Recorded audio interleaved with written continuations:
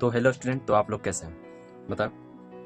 तो आप लोग कैसे हैं। तो आज हम इस वीडियो में देखेंगे कि हमारा जो ये मैथ है वो किस प्रकार से होता है। तो आज हम इस क्लास में इस मैथ को सॉल्व करेंगे। यहाँ पर देखिए हमारा फर्स्ट जो मैथ है वो दिया गया है tan इनवर्स 2x, ठीक है, प्लस में tan इनवर्स 3x बराबर में हो जाएगा π/4। ओके, तो इसको हमको क्या करना है, सॉल्व करना है,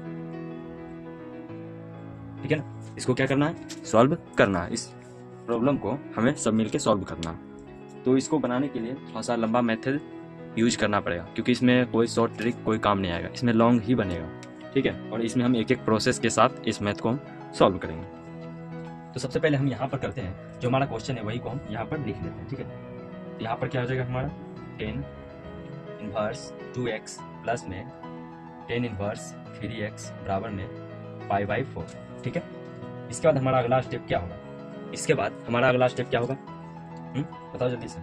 तो हमारा अगला स्टेप क्या होगा, tan इनवर्स 2x प्लस में 3x और बटे में क्या हो जाएगा 1 माइनस 2x और इंटू में 3x, ठीक है। और बराबर में क्या आ जाएगा π/4 आ जाएगा। क्या यहाँ पर आप लोग को समझ में आया? क्या हमारा ये वाला लाइन जो है वो क्लियर हो गया? जल्दी बताओ, ये वाला लाइन क्लियर हुआ या नहीं हुआ? यहाँ पर हमारा एक सूत्र लगा है tan a plus tan b बराबर, अगर कुछ हो tan a plus tan b बराबर 0 हो, तो यहाँ पर हमारा क्या होगा tan a plus tan b और बटे में क्या हो जाएगा 1 minus tan a into tan b, ठीक है। अगला स्टेप जो होगा वो क्या होगा, tan इनवर्स, यहाँ पर हम दोनों को जोड़ देते हैं तो 5x हो जाएगा और यहाँ पर 1 माइनस 3 दूना 6 और 6x हो जाएगा, क्लियर। और यहाँ बराबर में क्या आ जाएगा π/4 आ जाएगा। अब हम यहाँ पर अगला स्टेप देखेंगे तो हमारा क्या होगा, यहाँ पर हम tan इनवर्स को उठा करके इधर लेके आएंगे तो हमारा 10 हो जाएगा, ठीक है। यहाँ पर बचेगा क्या 5x 1 माइनस 6x बराबर में हम 10 को उठा करके इधर लेके आएंगे तो क्या हो जाएगा, tan इनवर्स को लाएंगे तो 10 π/4 हो जाएगा, ठीक है।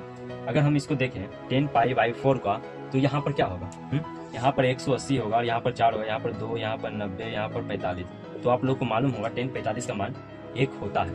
क्या होता है, tan 45 का जो मान है वो 1 होता है, क्लियर।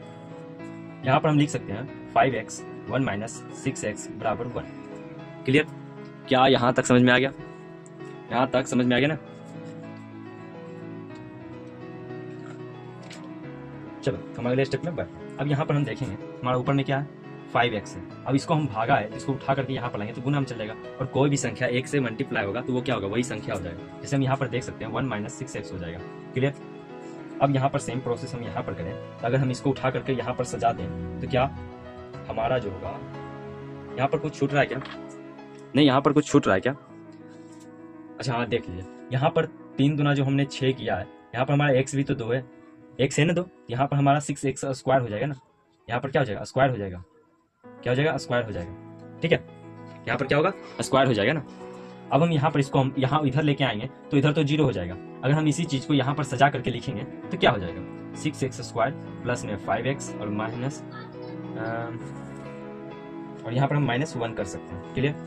यहाँ पर हम -1 कर सकते हैं और यहाँ बराबर में क्या हो जाएगा, हमारा 0 हो जाएगा। और इसको सॉल्व करने के लिए आप लोग को तो अच्छे तरीके से आता होगा, ठीक है। यहाँ पर इस मैथ को सॉल्व करने के लिए आप लोगों को यहाँ पर तो आता ही होगा 6x माइनस x और यहाँ -1 बराबर 0, क्लियर है। अगर हम यहाँ पर 6x में से एगो x हटा देते हैं तो हमारा क्या यह हो जाएगा, यहाँ पर 5x जो है वो हमें मिल जाएगा, ठीक है। यहाँ पर क्या होगा 5x हमें मिल जाएगा।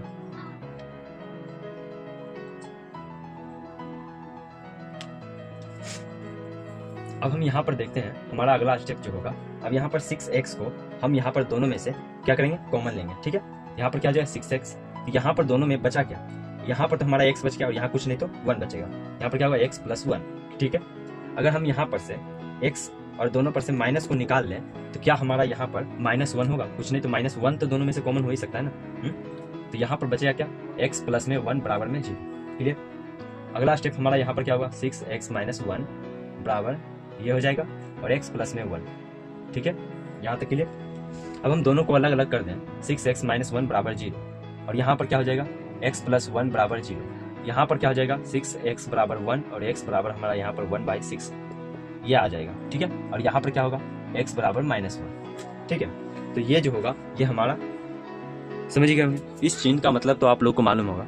तो इसी प्रकार से ये हमारा क्या हो जाएगा, ये हमारा आंसर हो जाएगा, क्लियर। ये हमारा क्या हो जाएगा, आंसर हो जाएगा। ठीक है, बाय।